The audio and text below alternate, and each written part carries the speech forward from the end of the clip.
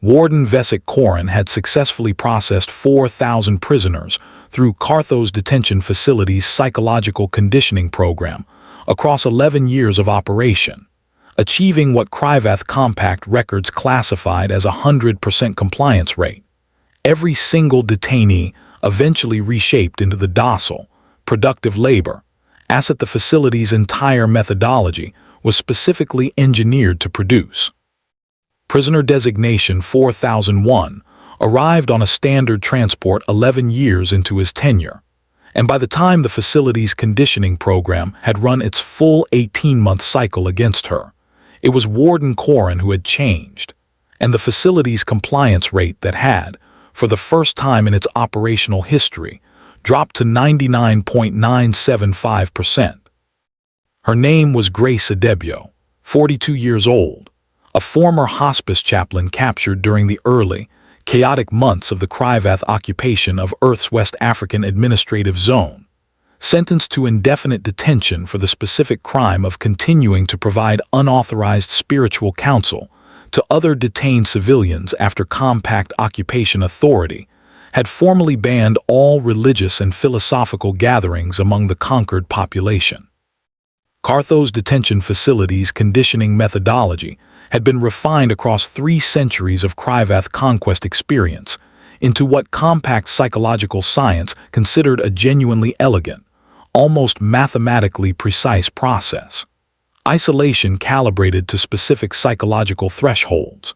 Controlled information deprivation designed to gradually erode a prisoner's confidence in their own historical and cultural understanding. Systematic reward and punishment cycles engineered to reshape a subject's fundamental sense of identity around compliance with facility authority, a process that Compact psychological doctrine had documented across dozens of previous conquered species as reliably effective regardless of a subject's initial resistance or ideological commitment. The methodology does not depend on breaking a subject's spirit through cruelty alone, Warden Korin explained to his junior staff during Grace Adebio's intake orientation, a briefing he delivered with the same confident, methodical thoroughness that 11 years of perfect compliance had earned him. Cruelty produces resentment, and resentment, properly understood, actually strengthens psychological resistance in many subjects. Our methodology instead systematically removes every psychological anchor a subject relies upon to maintain their existing sense of identity, replacing those anchors, gradually, and with careful precision, with new anchors specifically calibrated toward facility compliance. This subject's file indicates considerable religious and philosophical conviction. Our experience suggests such conviction, while initially appearing to represent significant resistance capacity, actually provides considerable additional leverage once properly targeted, precisely because subjects with strong existing belief systems have, by definition, already demonstrated the psychological capacity for total conviction. Our task is simply to redirect that capacity toward compliance. Grace Adebio's initial processing proceeded, for the first 3 months, in a manner that Warden Korin's considerable experience initially assessed as entirely consistent with the facility's established, reliable methodology. She showed the expected early psychological markers of isolation stress, the expected gradual erosion of confident engagement with facility staff, the expected pattern of increasing psychological vulnerability that 11 years of perfect conditioning success had taught Warden Korin to recognize as the reliable early indicator of eventual, complete compliance. What his considerable experience had never previously encountered, and would spend the following 15 months attempting to properly understand, was what happened once that initial psychological pressure reached the specific threshold his facility's methodology had always, reliably, produced eventual submission. She is not responding to the standard conditioning trajectory, reported Dr. Vesselthane, the facility's senior psychological officer, 4 months into Grace Adebio's detention, presenting data that genuinely puzzled a staff whose considerable prior experience had never previously required them to account for this specific pattern. Initial stress indicators followed our expected model precisely through the first 90 days. Subsequent to that point, however, we are observing a psychological trajectory our methodology has never previously documented. Rather than continued erosion toward eventual compliance, the subject appears to be undergoing what our psychological framework can only describe as active reconstruction, developing new internal psychological structures that appear specifically designed to resist rather than accommodate our conditioning methodology's continued pressure. Warden Corin, reviewing the data with genuine professional confusion, ordered increased conditioning intensity, a standard adjustment his 11 years of successful methodology had reliably employed against the small percentage of subjects whose initial resistance required additional psychological pressure before eventual, inevitable compliance emerged. The increased pressure produced, over the following 8 months, a result his considerable prior experience had genuinely never encountered from any of the 4,000 previous subjects who had passed through his facility's conditioning program. Grace Adebio began, gradually and with what Dr. Thane's increasingly alarmed reports described as systematic, almost clinical deliberation, conditioning the facility's own staff. It began, according to the facility's own internal incident reports, with small, almost imperceptible acts, a guard assigned to her isolation block who found himself, after months of routine interaction with a prisoner whose calm, patient composure never wavered regardless of the psychological pressure applied against her, genuinely questioning the specific moral framework underlying his own facility's methodology. A junior psychological officer who began, during routine evaluation sessions intended to measure Grace's continued psychological deterioration, finding himself instead engaged in genuine philosophical conversation that left him, according to his own subsequently reviewed personal journal entries, increasingly uncertain about the ethical foundation of his entire professional role.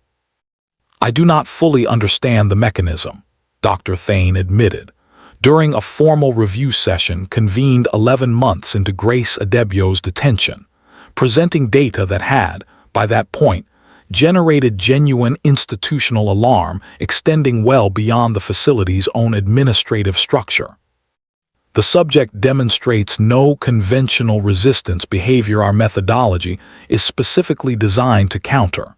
She does not attempt escape.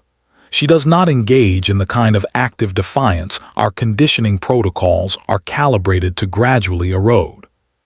She simply continues to speak with facility personnel, with a calm, sustained conviction that appears to be producing measurable psychological effect on our own staff, an effect our methodology has never previously needed to defend against, because it was never designed with the assumption that a prisoner might successfully condition her captors rather than the reverse.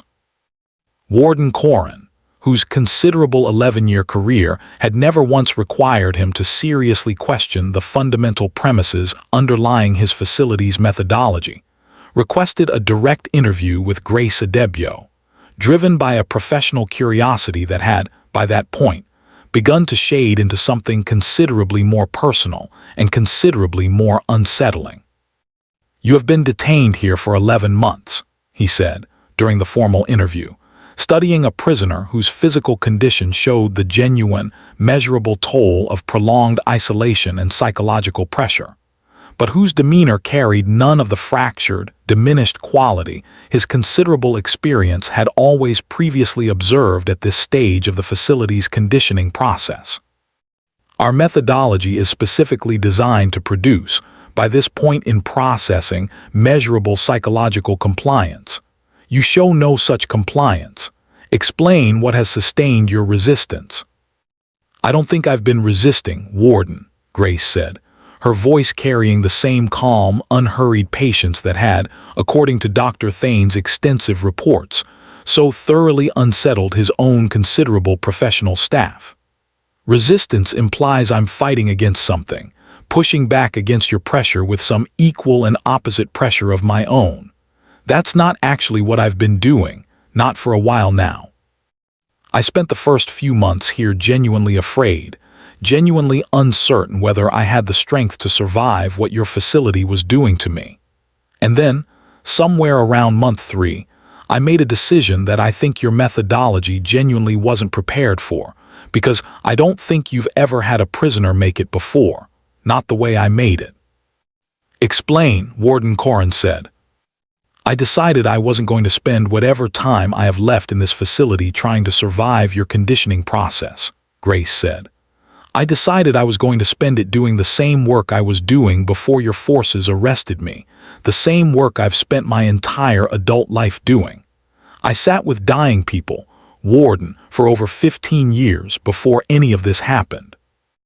I learned something in those years that I don't think your psychological methodology has ever had to account for, because I don't think you've ever actually studied what happens to a person who stops being afraid of their own eventual ending. When you're not afraid of what happens to you anymore, genuinely not afraid, not performing bravery, but actually, finally, not afraid, you stop needing anything from the people trying to break you. And once you don't need anything from them, once you're not afraid of what they can take away, you find you've got something considerably more useful left to offer them instead of your fear. You've got your attention, your genuine presence. The same thing I used to offer people in their final weeks, when there wasn't anything left to fix or save, just the simple decision to actually see the person in front of you and treat them like they still mattered.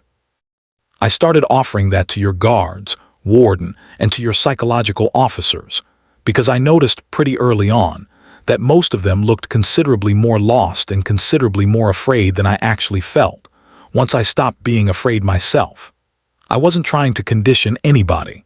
I was just doing what I've always done, which is pay attention to actual human beings in front of me, even when those human beings happen to be wearing your uniform. The formal report that Warden Corrin eventually submitted to Compact High Command, filed 15 months into Grace Adebio's detention, following a facility-wide review that had, by that point, documented measurable ideological and psychological shift across nearly a third of his own considerable staff, represented a fundamental reconsideration of assumptions his 11 years of perfect conditioning success had never previously required him to examine. Our facility's conditioning methodology operates on a foundational premise: our considerable prior experience across 4,000 successfully processed subjects has never previously required us to question, he wrote. That psychological pressure, properly calibrated and consistently applied, will eventually produce compliance in any subject, regardless of their initial resistance capacity, because human psychological architecture, like every species we have previously conquered, contains identifiable thresholds beyond which sustained resistance becomes psychologically unsustainable. Prisoner Adebio's detention has revealed a fundamental flaw in this premise, not because her psychological resistance capacity exceeded our methodology's pressure threshold, but because she abandoned the entire psychological framework our conditioning methodology is specifically designed to erode. She did not resist our pressure by attempting to preserve her existing sense of identity against our systematic erosion of it. She appears instead to have voluntarily released any psychological dependence on facility approval, facility comfort, or facility-mediated identity validation entirely, achieving a state our psychological doctrine has no established framework for countering, because our entire methodology depends fundamentally on a subject's continued psychological investment in their own survival and comfort as the mechanism through which compliance is eventually achieved. A subject who has genuinely, completely released that investment cannot be conditioned through pressure calibrated to exploit it. Worse, and considerably more strategically significant, such a subject appears capable of exerting a reverse psychological influence on facility personnel who remain, themselves, psychologically invested in exactly the kinds of comfort, meaning, and identity validation our own conditioning methodology assumes only prisoners require managing. Grace Adebio was transferred, 18 months into her detention, to a considerably more isolated facility specifically constructed to prevent the kind of staff contact that Cartho's detention facility's leadership had, by that point, formally acknowledged as an unprecedented institutional security risk. A transfer that compact psychological doctrine would eventually study extensively as one of the most significant documented failures of conventional conditioning methodology in the compact's considerable conquest history. Warden Corrin, whose own considerable 11-year career had been permanently reshaped by 15 months of direct professional exposure to a prisoner, his facility's entire methodology had proven fundamentally unable to process, requested reassignment away from active detention administration less than a year after Grace Adebio's transfer, a decision he explained in his own formal resignation correspondence. With a directness that reflected exactly the kind of psychological transformation his facility's leadership had originally sought to prevent. I spent 11 years believing our methodology represented a genuinely effective, ethically defensible approach to managing conquered populations, a system that produced compliance through careful psychological calibration rather than crude physical cruelty, he wrote. I no longer believe this, not because our methodology proved ineffective against most subjects, which our considerable 4,000 subject success rate clearly demonstrates it was not, but because prisoner Adebio taught me something our methodology's entire theoretical foundation had never required me to properly examine. We built an elaborate system for exploiting a subject's fear of losing themselves, their comfort, their sense of meaning and identity. We never accounted for a subject who had already, through her own considerable prior life experience working alongside the dying, made peace with losing all of those things, and who therefore had nothing left for our methodology to actually threaten. I do not believe every human prisoner our facility processes will demonstrate this specific capacity. Prisoner Adebio's particular psychological resilience appears to reflect specific personal and professional history our conditioning methodology could not have reasonably anticipated. But I believe her case reveals something considerably more troubling about the broader population we are attempting to conquer, a species whose historical relationship with mortality, meaning, and identity may contain considerably more individuals capable of this particular psychological transformation than our current strategic assessment has adequately accounted for. I no longer believe I am capable of continuing this work, having personally witnessed exactly what happens when our methodology encounters a subject who has genuinely stopped being afraid of everything we were specifically designed to threaten. Grace Adebio, eventually released as part of a broader prisoner exchange negotiated years later during the war's gradual, difficult conclusion, returned to hospice work within months of her release, declining considerable public attention that her detention's eventual, extensively documented significance within compact psychological science had generated across both human and Krivath scholarly circles. People keep wanting me to explain some kind of special strength I found in there, she said, during one of the rare interviews she agreed to conduct in the years following her release, addressing a question she had, by that point, been asked many times across considerable subsequent public interest in her case. I don't think I found anything special, honestly. I think I just kept doing the same work I'd always done, work that taught me a long time before any of this happened that the fear of losing yourself is usually considerably worse than actually losing yourself ever turns out to be. I spent 15 years sitting with people in the last weeks of their lives, watching them work through exactly that fear, over and over, and watching what happened once they finally set it down. Most of them found something considerably more peaceful on the other side of that fear than they ever expected to find. I think that's the only thing I actually taught anybody in that facility, prisoners or guards. not some clever strategy for resisting conditioning. Just the simple, difficult truth that once you're not afraid of losing yourself anymore, there's not much anyone can actually take from you, no matter how carefully they've designed the system meant to take it.